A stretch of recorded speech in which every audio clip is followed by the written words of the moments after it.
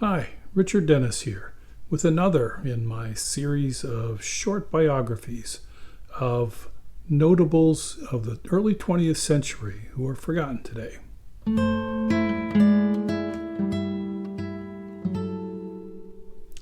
Hi, Richard Dennis here, with another of my videos about men and women whose exploits in the early part of the 20th century deserve to be recognized.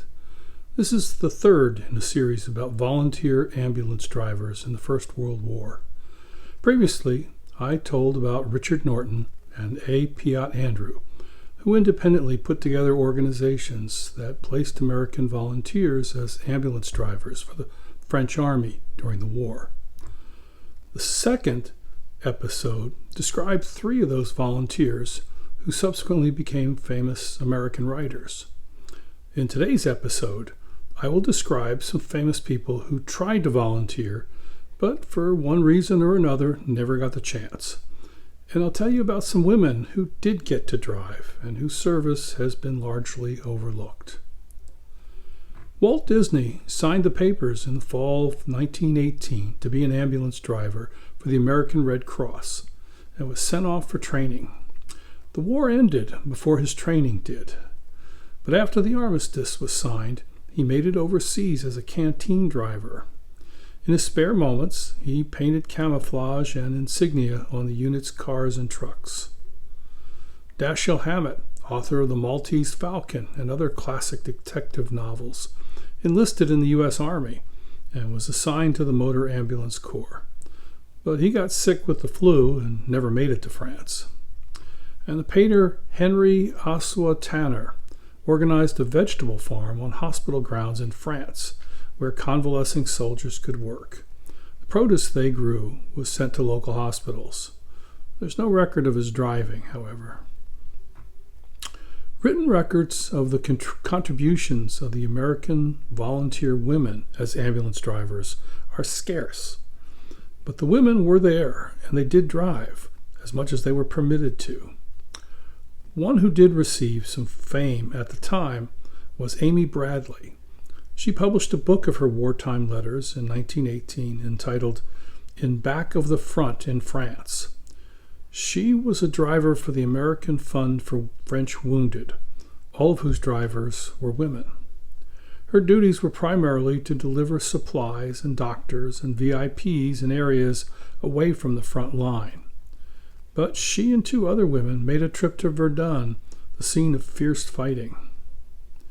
Another American woman volunteer, whose letters home were published, is Mary Dexter. She filled a multitude of roles during the war. At first, she managed the kitchen and wards of the American Women's War Relief Hospital in London. Later, she drove a motor van in Belgium where she delivered food and supplies to hostels and refugee camps. She was also a nurse and moved to the DePage Hospital in Belgium.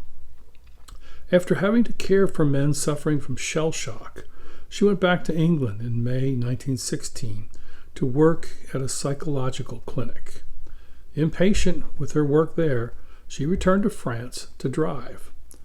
To her dismay, she was assigned to drive to and from an evacuation hospital in Creil, far from the front lines.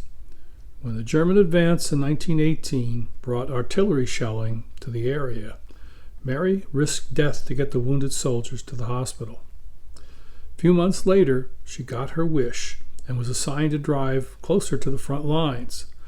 But due to the pending expiration of her 6-month service term and her immobilizing back pain, she soon went back to the London clinic.